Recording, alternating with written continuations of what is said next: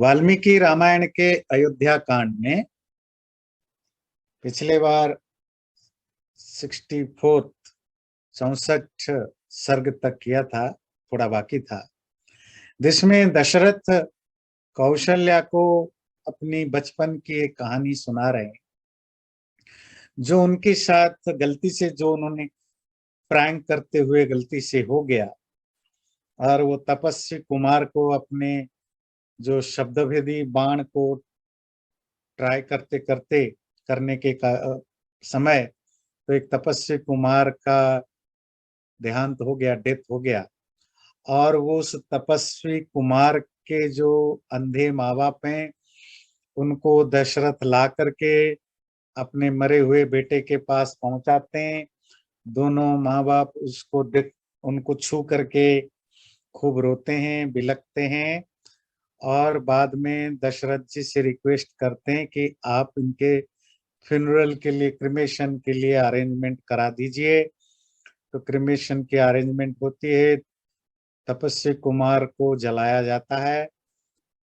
तब तपस्वी कुमार के वो अंधे माँ बाप दशरथ से बोलते हैं, त्वया तो यद विज्ञान निहतो मे सुतः शुचिः तेन त्वाम अभिशप्स्यामि सुदुःखम अति दारुणम पुत्र व्यसनजम दुःखम यदेतन्मम सांप्रतम एवं त्वं पुत्र शोकेन राजन कालम करिष्यसि।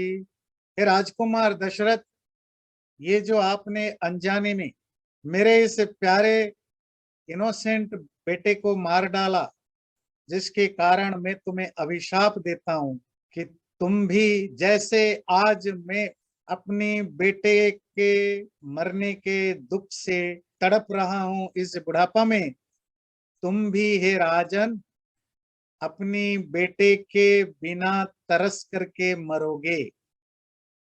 अज्ञानात् तो हतो यस्मात् क्षत्रियेण त्वया मुनिः तस्मात् त्वां नाविशतु ब्रह्म हत्या नराधिप। अरे राजकुमार दशरथ, क्योंकि आपने अनजाने से ही इस मुनि को मारा, ऋषि मुनि कुमार को मारा, इसीलिए जो ब्रह्म हत्या का पाप लगना चाहिए, किसी ब्राह्मण को, ऋषि को मारने का जो महापाप होता है, जो 7-8 सबसे बड़े पाप होते हैं उसमें एक होता है किसी ब्राह्मण या ऋषि को मारना, वो पाप आपको नहीं लगेगा, क्योंकि आपने अनजाने में इनोसेंटली मार डाला। त्वामप्येतादृशो भाव क्षिप्रमेव गमिष्यति जीवितांत करो घोरो दातारमिव दक्षिणा। आपको भी इसी तरह का घनघोर दुख आपके जीवन में आएगा, जो आपके जीवन को नाश करने वाला, मतलब आपके मौत का कारण बनने वाला होगा। एवं शापमयिन्यस्य विलप्य करुणम बहु चितमारोप्य देहम तन मिथुनम स्वर्गम अभ्यायात तदेतत् शान्तयानेन स्मृतं पापं मया स्वयं तदा बाल्यात् कृतं देवी शब्दवेद्यानुशिक्षण। इस तरह है कौशल्या, शाप देकर के दोनों पति पत्नी उस चिता पर, चिता समझते हैं जो फ्यूनरल पेयर है जिस पर बॉडी को जलाया जाता है, उस चिता पर अपने आप को रख करके उसी में अपने आप को जला दिया। बेटे के चिता पर ही बैठ करके दोनों मर गए, क्योंकि जीते जी क्या करेंगे, दोनों अंधे हैं, बुढ़ापा है, किसके सहारे जिएंगे, इसीलिए उन्होंने अपनी जान त्याग दिया। और मुझे लगता है वो जो पाप मैंने बचपन में किया था, पाप कर्म का जो विपाक है, जो उसकी कॉन्सिक्वेंस है, वो अब फलने लगा है। तस्मान मामागतम भद्रे तस्योदारस्य तद्वच यदहम पुत्र शोकेन संत्यक्षाम्यद्य जीवितम। इसलिए हे भद्र महिला कौशल्या, वो जो ऋषि का जो अभिशाप मुझे उस समय दिया था, आज मुझे वो सच लग रहा है। मुझे लग रहा है कि मेरा जीवन अब समाप्त होने वाला, राम के बिना धीरे धीरे मुझे लगता है मैं मरने वाला हूं। चक्षुभ्याम त्वाम न पश्यामि कौसल्ये साधु मां स्पृश इत्युक्ता सरुदं तत् पुत्रो भार्यमाह च भूमिप। ऐसी अपनी पुरानी घटना सुना करके दशरथ ने कौशल्या से कहा, कौशल्या मुझे आंखों से कुछ दिखाई नहीं दे रहा है, जरा मुझे छू करके देखो। ऐसा कह करके राजा दशरथ के आंखों से आंसू आने लगे। ये तन्मे सदृशम देवी यन्मया राघवे कृतम सदृशम तत्तु तस्यैव यदनेन कृतम मयि। जो भी मैंने अपने बेटे राम के साथ किया है, मेरे साथ ऐसा ही होना था, क्योंकि मेरे इनोसेंट और इतने सुंदर बेटे के साथ जो मैंने खराब व्यवहार किया, जो इसको डिजर्व नहीं करता, और उसी का फलस्वरूप मुझे ये मिल रहा है। दुर्वुत्तम अपि कः पुत्रम त्यजेत भुवि विचक्षण कश्च प्रव्राज्य मानो वा नासूयेत पितरम सुत। दुनिया में कोई भी बाप बुरा से बुरा बेटे के साथ ऐसा नहीं करता जैसे मैंने किया है, और कोई भी बेटा जिसको इस तरह जंगल भेज दिया गया हो, कोई भी बेटा हो, वो अपने पिता से नफरत ही करता है। यदि माम संपृश्येत राम सकृदद्य लभे तव यमक्षयम अनुप्राप्ता द्रक्षन्ति नहि मानवा।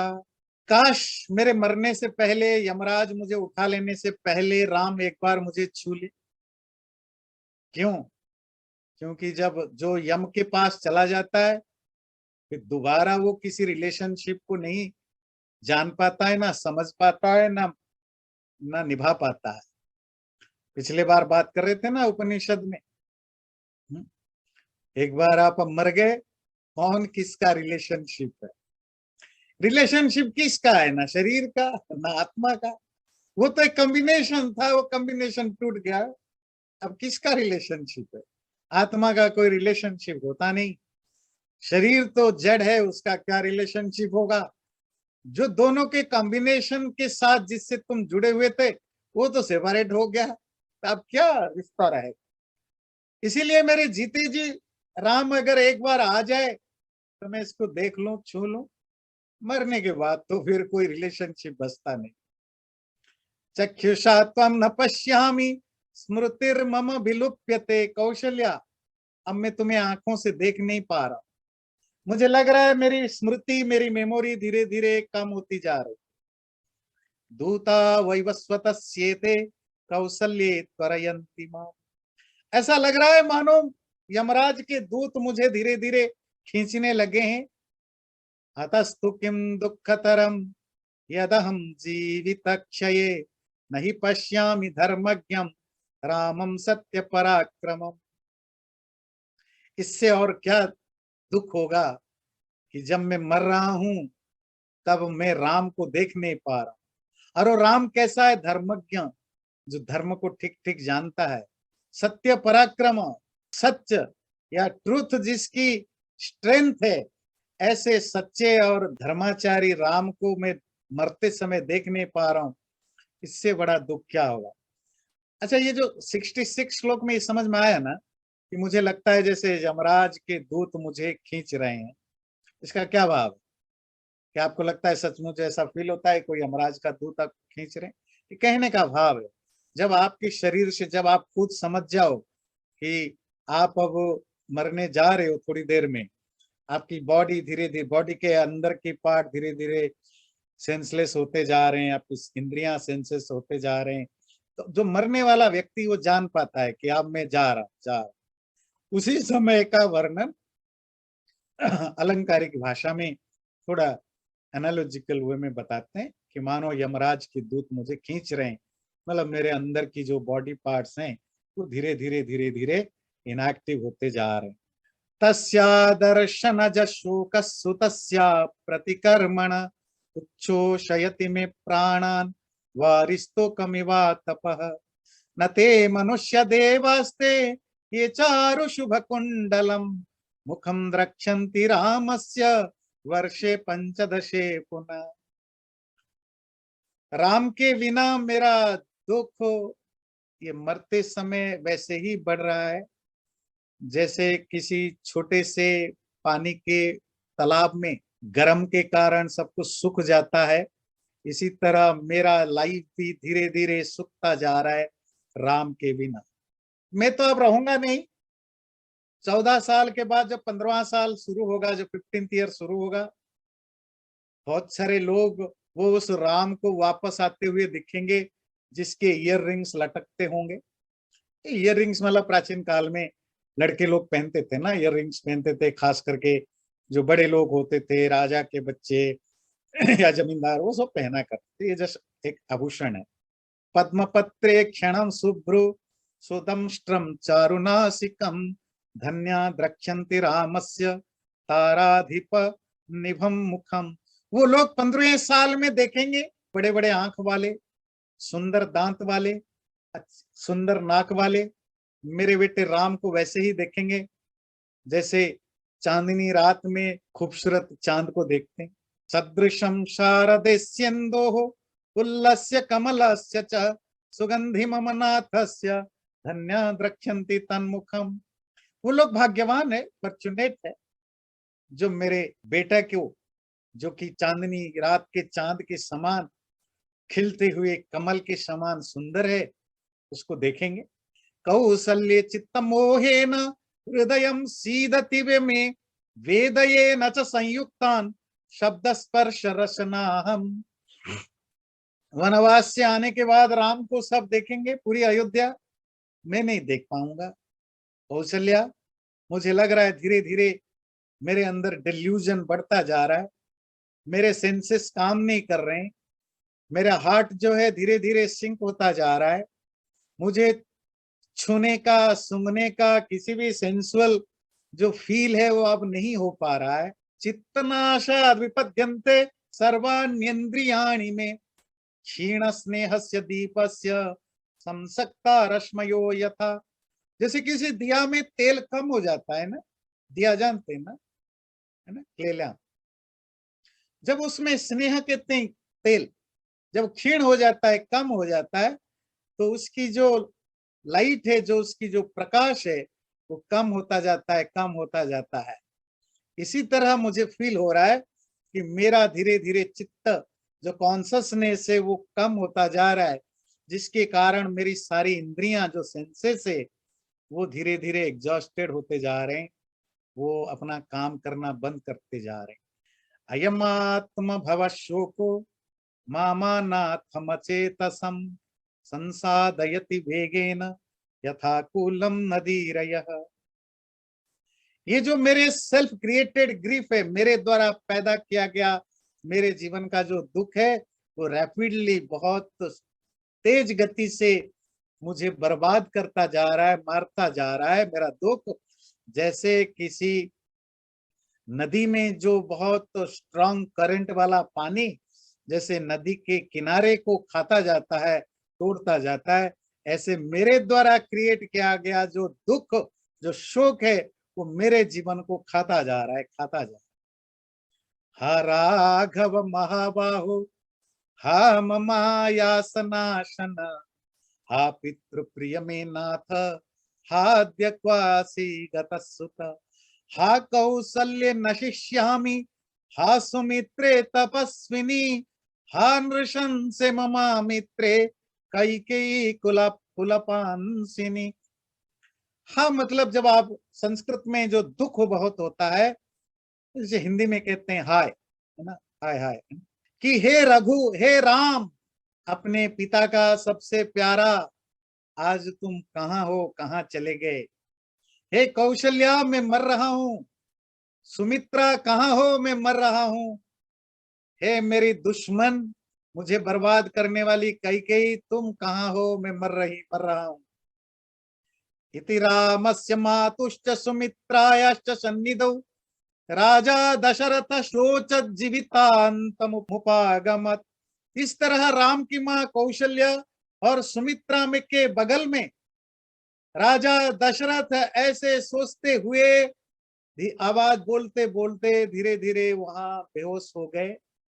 और यदा तु दीनम कथयन् राधिप प्रियस्य पुत्रस्य विवासनातुर गतेर्धरात्रे भृश दुःख पीडितस्तदा जहु प्राणामुदार दर्शन।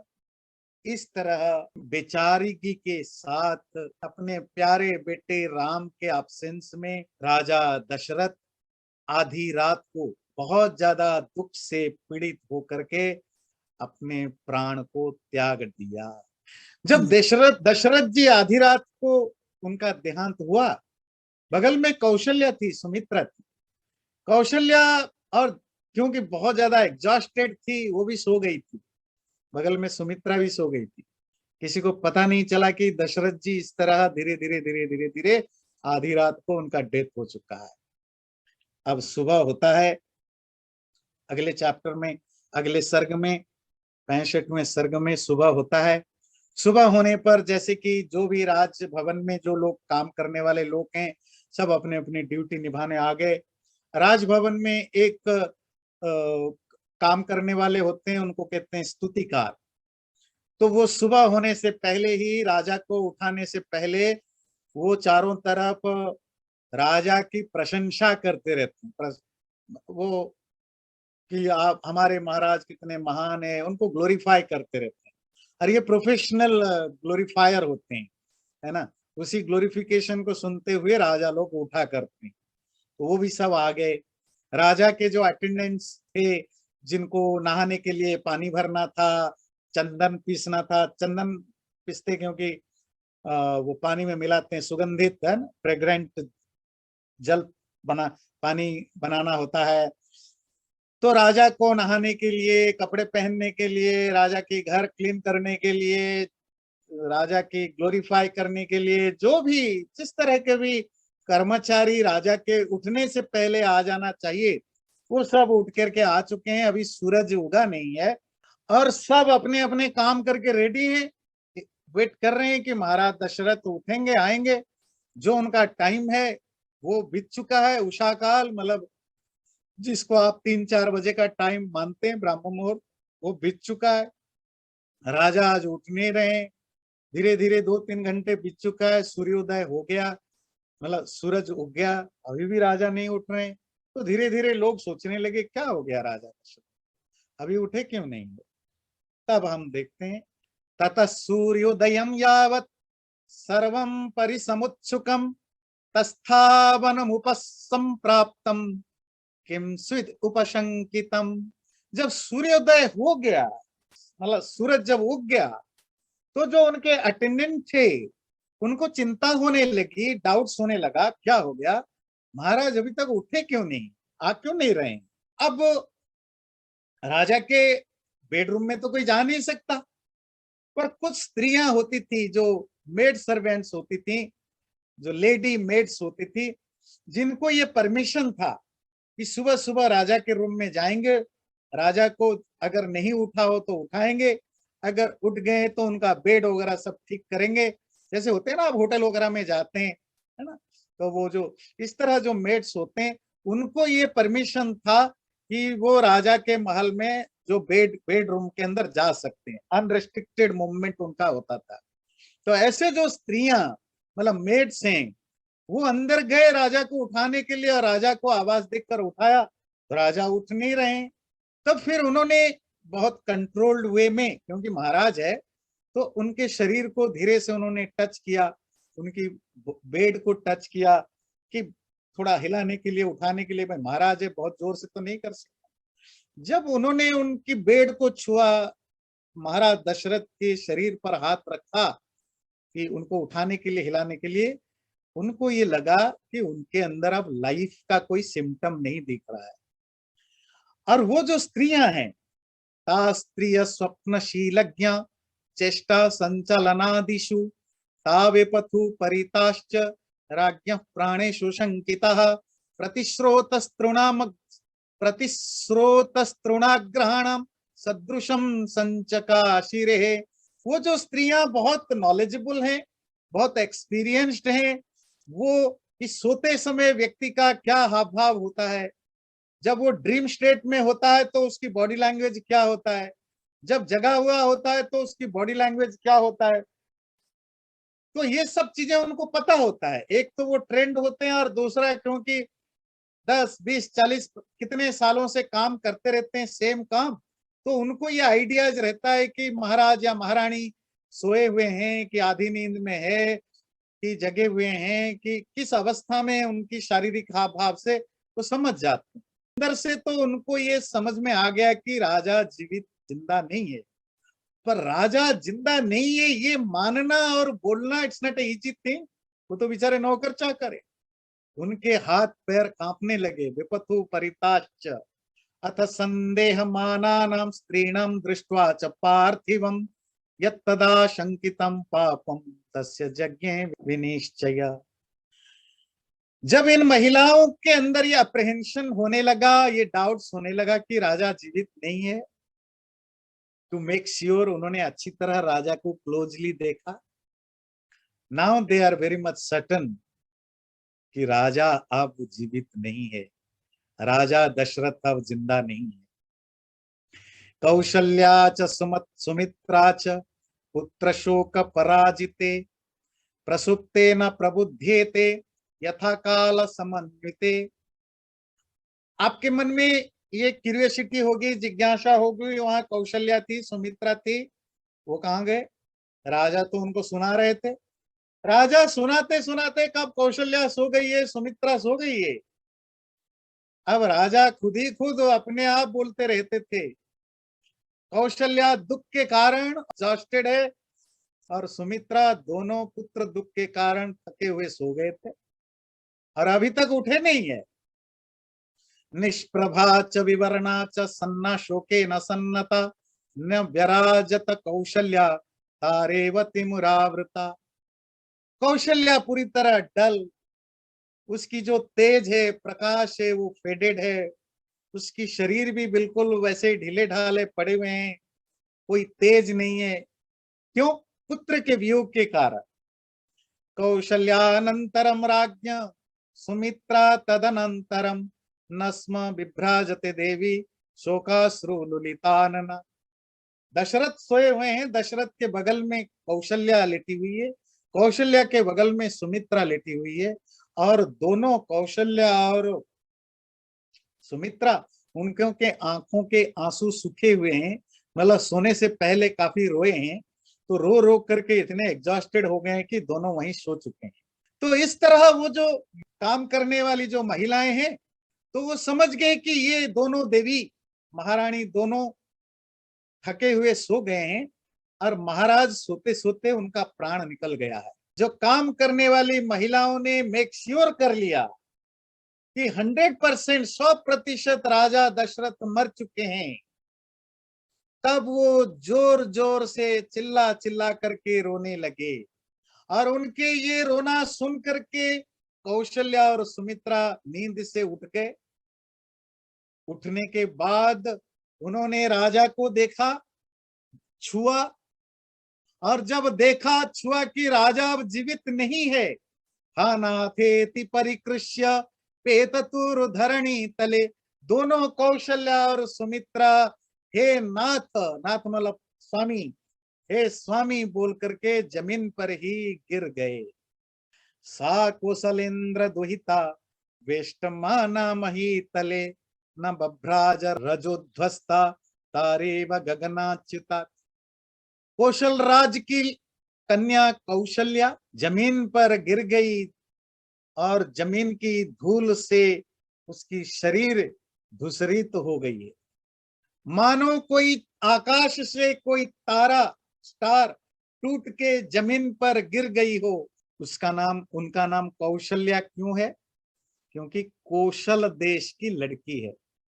तो कौशल्या जिस किंगडम को बिलोंग करती है वो है कौशल। तो कौशल राजा, कौशल के राजा की लड़की होने के कारण उनका नाम कौशल्या। तो इसीलिए शब्द दिया कौशलेंद्र दुहिता, मतलब कौशल के कौशल राज्य के इंद्र कहते हैं राजा, उस राज्य की दुहिता मतलब बेटी, मतलब कौशल्या। तो ये आपको एक इंफॉर्मेशन मिलेगा उनका नाम क्यों कौशल्या। जैसे कैकेयी है, वो केकय देश के राजा की बेटी थी, इसीलिए उनका नाम कैकेयी। जरूरी नहीं सबका नाम ऐसे ही पड़ता है स्थान विशेष के कारण, पर बहुत कभी कभी उनके जो दूसरे नाम होते हैं तो वो राज्य के कारण, जैसे सीता है तो सीता की दूसरी नाम है वैदेही, क्योंकि विदेह राज्य के राजा की बेटी होने से उनका नाम वैदेही। तो राजा दशरथ को मरे हुए जान करके दोनों रो रहे हैं, जमीन पर गिर पड़े हैं। नृपे शांत गुणे जाते कौसल्याम पतिताम भुवि अपश्यंता स्त्रिय सर्वा हताम नाग वधू विवा। और जो दोनों रानियां नीचे जमीन पर गिर कर रोने लगी, तो राजभवन की जो सैकड़ों दूसरी स्त्रियां थी वो सब जोर जोर से चिल्ला चिल्ला करके रोने लगे। और उसके बाद महाराज दशरथ के जितने भी बाकी स्त्रियां थीं, राजमहल की जो दूसरी महिलाएं थी, कैकेयी इंक्लूडिंग कैकेयी, रो रो करके सब बार बार बेहोश होते जा रहे थे और नीचे गिर रहे थे। अतीतमाज्ञायतु पार्थिवर्षभम् यशस्विनं संपरिवार्य पत्न्यः भृशं रुदन्त्यः करुणं सुदुःखिता प्रगृह्य बाहु व्यलपन्न नानाथवत्।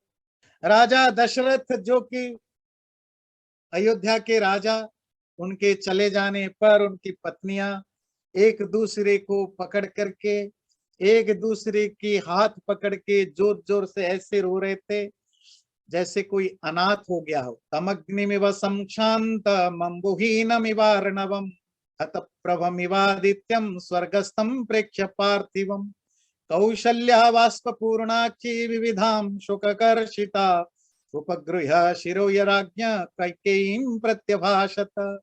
मरे हुए दशरथ जैसे बुझा हुआ आग हो, ऐसा समुन्दर जिसका पानी सूख गया हो, ऐसा सूरज जिसकी रोशनी अब रही नहीं, ऐसे प्राणहीन राजा दशरथ को आंखों से आंसू बहाती हुई कौशल्या ने अपने गोद में लिया।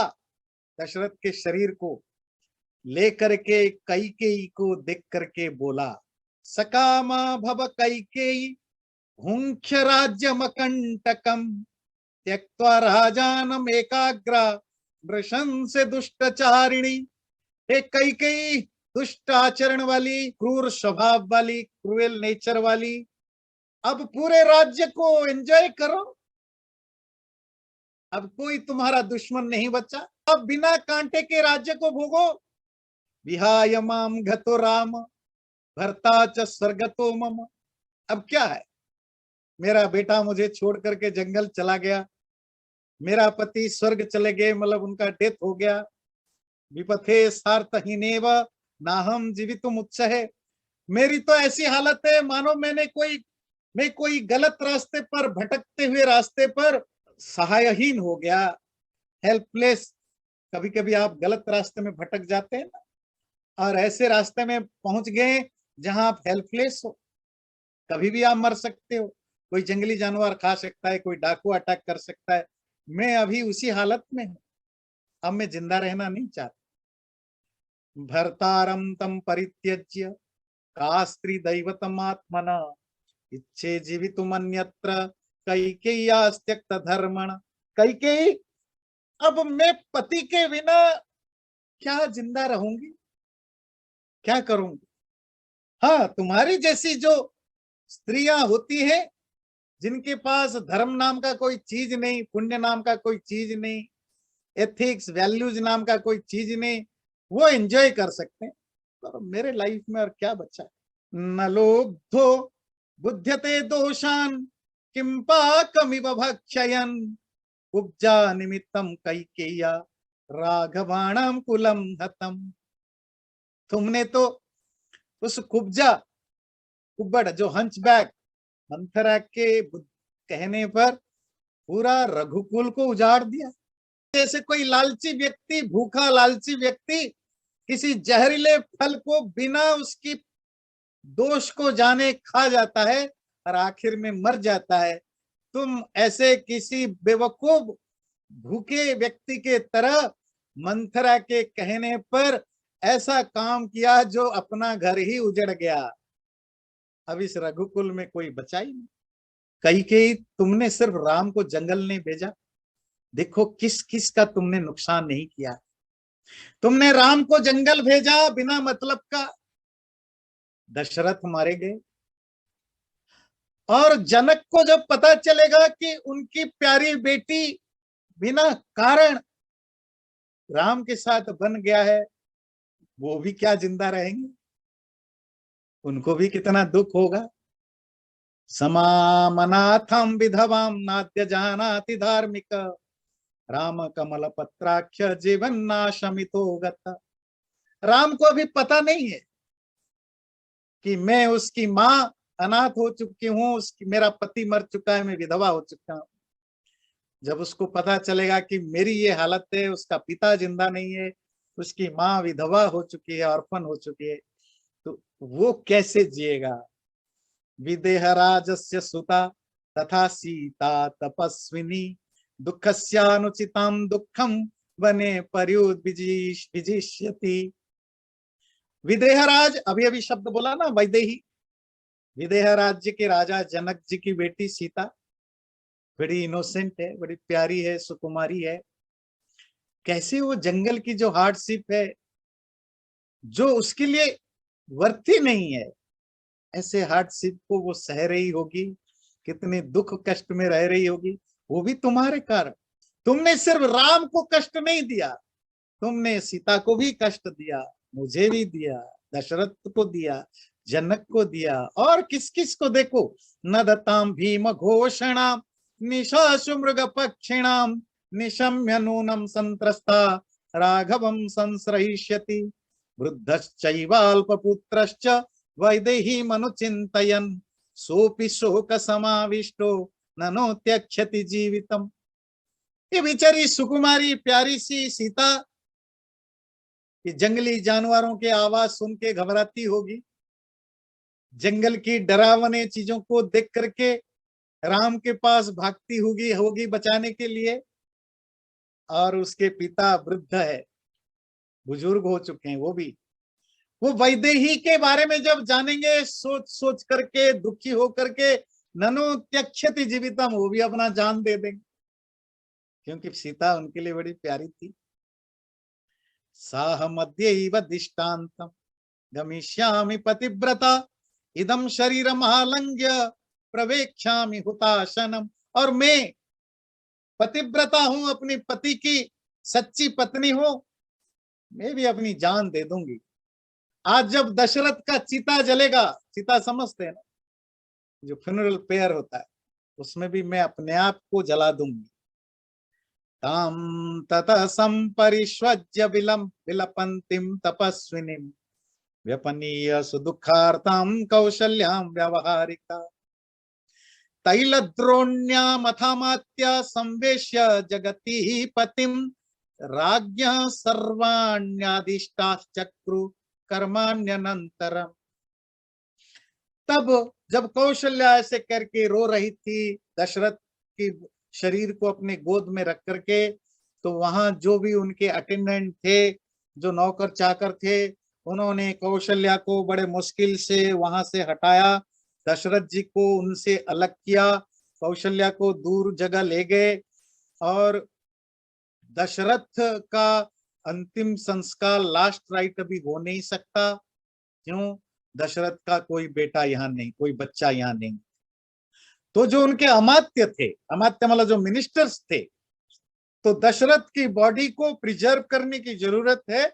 जब तक उनके बच्चे नहीं आते, कब आएंगे क्या करेंगे पता नहीं, कितने दिन लगेगा नहीं लगेगा, तब तक उसको अंतिम संस्कार नहीं करना। इसीलिए उन्होंने क्या किया, तेल की एक टब में, तेल समझते हैं, ऑयल, हाँ, द्रोणी कहते हैं टब, तो तेल का, ऑयल का एक बहुत बड़ा टब बनवा करके उसमें राजा के शरीर को उसमें डाला, उस तेल के टब में रखा, उसको प्रिजर्व करने के लिए। न तो संकलनम राज्ञों विना पुत्रेण मंत्रिणः, सर्वज्ञा कर्तुमीशुस्ते ततो रक्षन्ति भूमिपम। ऐसा क्यों किया? क्योंकि जो भी उनके मिनिस्टर थे, सेक्रेटरीज थे, जो भी एडवाइजर्स थे, उन सब ने कहा कि राजा का शरीर तब तक हम जला नहीं सकते, तब तक उसका लास्ट राइट नहीं कर सकते, जब तक राज्यों बिना पुत्रेण, उनका कोई एक बेटा यहाँ ना आ जाए। एक संतान, तब तक हम इसको, इनके शरीर को हमें प्रिजर्व रखने की जरूरत है। हा मृतो यमिति ज्ञात्वा स्त्रियस्ता पर्यदे वयन। और जब नगर की, महल की स्त्रियों ने देखा राजा के शरीर को किसी तेल के कंटेनर में रखा जा रहा है, ये दृश्य देख करके उनको और बुरा लगा। अब उन्होंने और जोर जोर से रोने लगे। अभी थोड़े देर तक जो हमारा राजा था, आज उसका शरीर किसी तेल के कंटेनर में पड़ा हुआ है। देखिए लाइफ कैसा होता है। कल तक आप इतने बड़े राजा थे, सब पर कंट्रोल करते थे, आज आप दूसरों के भरोसे पड़े हुए हैं। आपको कोई लात मारे, फेंक दे, कैसा भी करे, है ना। तो जो लोग उनके नीचे काम करने वाले होते हैं, उनको कैसा फील होता होगा कि देखो कल तक ये कितना बड़ा आदमी था, आज वो हमारे सामने नीचे पड़ा हुआ है। ये बहुत दर्दनाक होता है ना। बाहुनुद्यम्य कृपण नेत्र प्रस्रवणैर्मुखै रुदन्त्य शोक संतप्ता कृपणं पर्यदेवयन्। हा महाराज रामेण सततं प्रियवादिना विहीना सत्यसंधेन किमर्थं विजहासिना। तब वो महल की महिलाएं रोने लगे, अपनी छाती पीट पीट करके आंखों से आंसू बहने लगे। पहले ही राम ने हमें छोड़ के चले गए थे और आज आप भी चले गए। ये जो दुष्ट कैकेयी है, बदमाश कैकेयी है, उसने पहले हमसे राम को अलग कर दिया और इस पति हत्यारी कैकेयी ने हमें भी विधवा बना दिया। तो हमारा क्या होगा? त्वया तेन च वीरेण विना व्यसन मोहिता कथम वयम निवत्स्याम कैकेय्या च विदूषिता। बिना वीर राम के, बिना आपके राजा दशरथ, इस बदमाश कैकेयी के, जो कि अभी भी बदमाश है, हमारे, हमें भी मार सकती है। जो राजा दशरथ को मरने का कारण बना, जो राम को दूर भेजने का कारण बना, हम भी कभी भी मर सकते हैं उसके द्वारा। साकम अन्यम नहास्यति, हमारे में से किसी किसी को नहीं मारेगी, क्या भरोसा है। तावास्पेण च संविता शोकेन विपुलेन च व्यभिष्टन्त निरानंदा राघवस्य परस्त्रिय। इस तरह रघुनंदन दशरथ के स्त्रियां बिलख बिलख करके रोने लगी और पूरे राजमहल अमावस्या के रात की तरह, अंधेरी रात की तरह बिल्कुल उदास सी छाई हुई थी। पूरी नाराजता अयोध्या ही नाराज्ञा महात्मा, पूरी की पूरी अयोध्या नगरी भी महाराज के बिना श्रीहीन, ग्लोरीलेस लग रही थी। गते तु शोकान त्रिदिवम नराधिपे महितलस्था सुनृपांगनासु निवृत्तचार सहसा गतो रवि प्रवृत्तचारा रजनी ही उपस्थिता। इस तरह देखिए, ध्यान रखिए, राजा आधी रात को मरे, रात भर किसी को पता नहीं चला।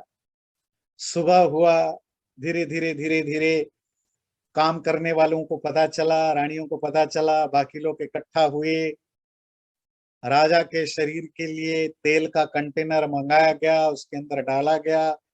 इस तरह का काम करते करते फिर रात हो गई, सूरज दोबारा अस्त हो गए। ऋते तु पुत्रा दहन महीपते नरोचयन्ते सुहृद समागता। जो भी उनके वेल विशर थे, रिलेटिव्स थे, राजा के फ्रेंड्स थे, मिनिस्टर्स थे, सेक्रेटरीज थे, ऑफिसर्स थे, रिलीजियस प्रीस्ट थे, एडवाइजर्स थे, सबने कहा पुत्रात ऋते दहनम महीपतेर न रोचयन्ते। बिना महाराज के किसी एक बेटे के राजा का शरीर का दहन, जो उसकी जो क्रिमेशन है, वो नहीं हो सकता।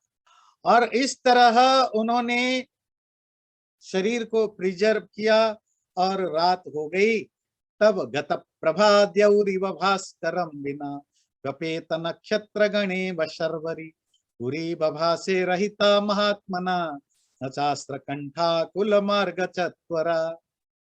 शहर भी, जो अयोध्या नगरी है, अयोध्या सिटी, वो भी यस दशरथ के बिना खाली खाली सी हो गई। लोगों के कोर्ट यार्ड में भी कोई नहीं है, कहीं कहीं लोग इकट्ठा होकर के दुखी परेशान होकर एक जगह बैठे हुए हैं, कहीं कोई भी नहीं है, ऐसे उजड़ी उजड़ी सी अयोध्या दशरथ के बिना हो गई। नराश्च नार्यश्च समेत संघर्ष विगर्यमाणा भरतस्य मातरम। कहीं कहीं पुरुष और स्त्री इकट्ठा होकर के भरत की माँ कैकेयी की निंदा कर रहे थे, बुरा बुरा भला कह रहे थे। तदा नगर्याम नरदेव संघये बभूवुरार्ता न च शर्म ले गिरे। लोगों को अंदर कोई शांति नहीं थी, हर कोई डिस्ट्रेस था, परेशान था, किसी के मन में कोई शांति नहीं थी। चैनल को सब्सक्राइब जरूर करें और वीडियो अच्छा लगे लाइक भी जरूर करें।